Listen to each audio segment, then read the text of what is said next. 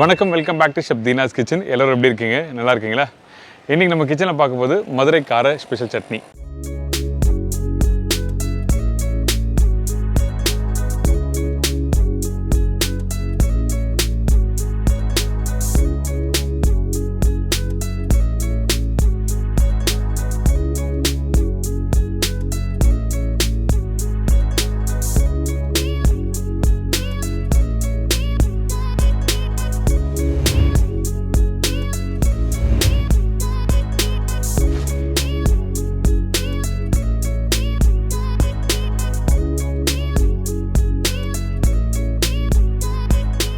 மதுரைக்கு போனாலே நம்மளுக்கு இந்த கார சட்னி சாப்பிடுவாங்களே நிறைய பேர். அந்த ரெசிபி தான் இன்றைக்கி நம்ம பண்ண போகிறோம். பேசிக்காக அந்த ரெசிபி பார்த்திங்கன்னா சின்ன வெங்காயம், கொஞ்சம் பெரிய வெங்காயம் போட்டிருப்பேன், இஞ்சி, பச்சை மிளகாய், காஞ்ச மிளகாய், இதுதான் மெயின். அதுக்கப்புறம் கொஞ்சம் கருவேப்பிலை, கொத்தமல்லாம் போட்டு நல்லா வதக்கிட்டு அதுக்கப்புறம் இதை நல்லா அரைச்சி கொஞ்சம் தாளிப்பு போட்டு ப்ரிப்பரேஷன் கம்ப்ளீட் பண்ணியிருக்கேன். ரொம்ப அருமையாக இருக்கும். கண்டிப்பாக உங்கள் வீட்டில் நிறைய பேர் கார சட்னி பிடிக்காதவங்க சொல்லுவாங்க பார்த்தீங்களா, ரொம்ப ஸ்பைஸியாக இருந்தால் பிடிக்காது சொல்லுவாங்கள்ல, அந்த டைமில் இந்த சட்னி ட்ரை பண்ணி பாருங்கள். ஏன் சொல்கிறேன்னு கேட்டிங்கன்னா, இந்த சட்னி அந்த வெறும் வெங்காயத்தை வச்சு வதக்கி பண்ணியிருக்கல, வெங்காயம் கொஞ்சம் லைட்டாக வதக்கிட்டு நீங்கள் அரைக்கும் போது என்னங்கன்னா அந்த இனிப்பு தன்மை தெரியும். காரத்துக்கு இஞ்சி, பூண்டு, பச்சை மிளகாய், காஞ்ச மிளகாய் போட்டிருக்கோம். ஸோ ரெண்டுமே பேலன்ஸ் பண்ணி கரெக்டாக இருக்கிறதுனால கண்டிப்பாக இந்த ப்ரிப்பரேஷன் எல்லாருக்கும் பிடிக்கும். இந்த ரெசிபி நம்ம பண்ண போகிறோம்னு சொன்ன பார்த்தீங்களா, இதோட டிடி பெருங்காயம் யூஸ் பண்ணி தான் இந்த ப்ரிப்பரேஷன் கம்ப்ளீட் பண்ணியிருக்கேன். இப்போ இந்த டிஷ்ஷுக்கு தேவையான பொருட்கள் பார்த்தலாமா? சின்ன வெங்காயம் 200 கிராம், பெரிய வெங்காயம் 2 நம்பர், இஞ்சி 25 கிராம், அதாவது 4லேருந்து 5 துண்டு, பூண்டு 15 பல்லு, பச்சை மிளகாய் 6லேருந்து 8 நம்பர், காய்ந்த மிளகாய் 10லேருந்து 12 நம்பர், டிடி பெருங்காயம் 1/4 டீஸ்பூன், சில்லி பவுடர் 1/4 டீஸ்பூன், கடுகு தாளிப்புக்கு தேவையான அளவு, கொத்தமல்லி ஒரு கைப்பிடி, கருவேப்பிலை தேவையான அளவு, உப்பு தேவைக்கேற்ற, எண்ணெய் குக் பண்ணுறதுக்கு தேவையான அளவு. இதாங்க இந்த ப்ரிப்பரேஷன் தேவையான பொருட்கள். மதுரைன்னு சொன்ன உடனே ஃபேமஸ்னால் பார்த்தீங்கன்னா எல்லாருக்கும் ஞாபகத்துக்கு வருது அந்த பன் பரோட்டா. ஏன் சால்னா, அந்த சால்னா பரோட்டா அப்படி தொட்டு சாப்பிடும்போது அடடா சொல்ல வேண்டியதில்லை, அந்தளவுக்கு பிரமாதமாக இருக்கும். அதுக்கப்புறம் கறி தோசை, அந்த இட்லி, ஜிகர்தண்டா, மல்லிப்பூ, மதுரை மீனாட்சி அம்மன் கோவில், இந்த மாதிரி நம்ம சொல்லிகிட்டே போகலாம். அந்தளவுக்கு ஒரு ஃபேமஸான ஏரியா தான். சமையலுக்கு சம்மந்த இடம் பார்த்திங்கன்னா மதுரை. எல்லாருக்கும் பிடிச்சது மதுரை சாப்பாடு, அந்தளவுக்கு ரொம்ப பிடிக்கும். நான் ரீசெண்டாக மதுரைக்கு ட்ராவல் பண்ணும்போது அங்கே நம்ம ஃப்ரெண்டோட வீட்டில் சாப்பிட்டேன். அந்தளவுக்கு பிரமாதமாக இந்த சட்னி செஞ்சுருந்தாங்க. இது என்ன வெங்காய சட்னியா அப்படின்னு சொல்லி கேட்டேன். இது வெங்காய சட்னி இல்லை தம்பி, இது மதுரை ஸ்பெஷல் கார சட்னி சொன்னாங்க. ஸோ அந்த ரெசிபி தான் இன்றைக்கி நம்ம சேனலில் பண்ண போகிறோம், மதுரை ஸ்பெஷல் கார சட்னி. இன்றைக்கி நம்ம ஷெஃப் தீனாஸ் கிச்சனில் ஃபுல்லாக செம்ம வாசனையோடு இருக்க போகுது. ஏன் கேட்டிங்கன்னா, டிடி பெருங்காயத்தை யூஸ் பண்ணி சமைக்க போகிறேன். டேஸ்டி பொருட்களுக்கு அறிமுகம் தேவையில்லை. அவங்க 125 வருஷத்துக்கு மேலே நம்ம சமைக்கிற உணவில் சுவை கூட்டிகிட்டே இருக்காங்க. எல்லா வீட்டு கிச்சனில் இருக்க வேண்டிய ஒரு பொருள் பெருங்காயம். டிடி பெருங்காயம் ஃப்ளிப் டாப் மாடலில் இருக்குது. அதனால் ஈஸியாக நீங்கள் ஓப்பன் பண்ணலாம், ஹேண்டில் பண்ணுறதுக்கும் ஈஸியாக இருக்கும் குக் பண்ணுற டைமில்.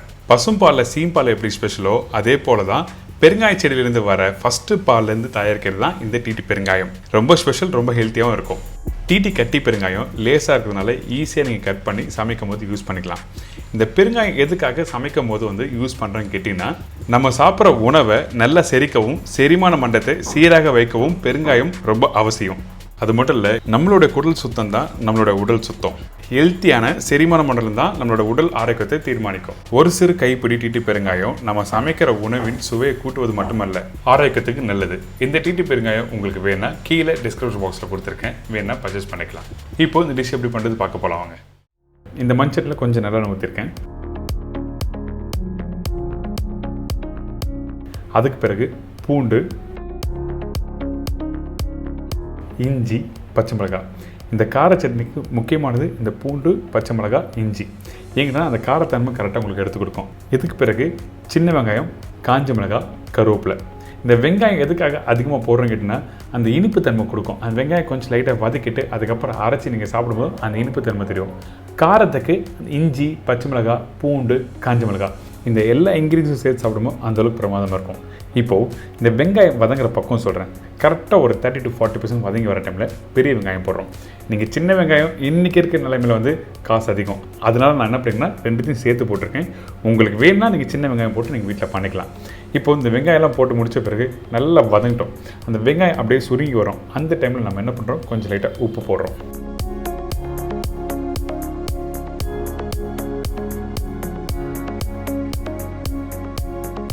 உப்பு போட்ட பிறகு கொஞ்சம் சில்லி பவுடர். இந்த சில்லி பவுடர் எதுக்காக யூஸ் பண்ணுறதுன்னா அந்த கலர் கொஞ்சம் லைட்டாக அந்த ஆரஞ்சு கலர் கொடுக்கும், அதனால தான் சில்லி பவுடர் போட்டிருக்கோம். இதுக்கப்புறம் கொத்தமல்லி, பெருங்காயம்.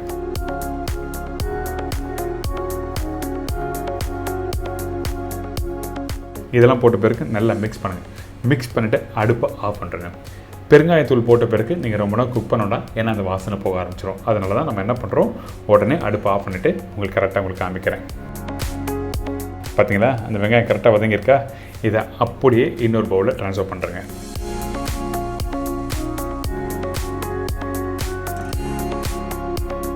இந்த மாதிரி ட்ரான்ஸ்ஃபர் பண்ணிவிட்டு சூடு ஆறட்டும், அதுக்கப்புறம் நல்லா அரைக்க ஆரம்பிக்கலாம். இந்த கார சட்னி அரைக்கும் போது உங்களுக்கு கெட்டியாக வேணுன்னா கொஞ்சமாக தண்ணி ஊற்றி அரைக்கலாம். சில பேருக்கு அந்த கார சட்னி சாப்பிடும்போது நல்லா சுட சுட இட்லி கார சட்னி தண்ணியாக இருக்குன்னு நினைப்பாங்க. அந்த டைமில் 2 காஞ்ச மிளகா அப்படி இல்லைனா 2 பச்சை மிளகா நீங்கள் ஆட் பண்ணிக்கலாம். ஏன் கேட்டிங்கன்னா தண்ணியாக இருக்க சட்னியில் கொஞ்சம் காரத்தன்மை அதிகமாக இருந்தால் நல்லாயிருக்கும். அதனால தான் 2 பச்சை மிளகா அப்படின்னா காஞ்ச மிளகா போடலாம்னு சொல்கிறேன். இந்த கெட்டியாக சாப்பிடும்போது அந்த இனிப்பு தன்மையும் அந்த காரத்தன்மையும் பேலன்ஸ் பண்ணி கரெக்டாக இருக்கும். நீங்கள் நான் சொன்ன ரேஷில் நீங்கள் கரெக்டாக ட்ரை பண்ணி பார்க்கலாம். இப்போது அரைச்சாச்சு, நல்லா குறைன்னு அரைச்சி எடுத்துருக்கேன். அதாவது ஒரு 85 to 90% அளவுக்கு அரைச்சிட்டு இதுக்கப்புறம் தாளிப்பு ரொம்ப இம்பார்ட்டன்ட். திருப்பியும் ஒரு பேனில் நல்லெண்ணெய் ஊற்றுறோம். நல்லெண்ணெய் கொஞ்சம் லைட்டாக சூடான பிறகு கடுகு. இந்த இடத்துல நீங்கள் வேணுன்னா உளுத்தம்பருப்பு நீங்கள் போடலாம். சில பேர் உளுத்தம்பருப்பு யூஸ் பண்ண மாட்டாங்க தாளிப்புக்கு, அதனால தான் நான் யூஸ் பண்ணல. வேணுன்னா நீங்கள் யூஸ் பண்ணிக்கலாம். காஞ்ச மிளகா, கருவேப்பிலை தாளித்து அப்படியே கொட்டி நல்லா மிக்ஸ் பண்ணி எடுத்து சர்வ் பண்ணி வச்சுங்க. ஒரு சூப்பரான ஒரு கார சட்னி ரெடி.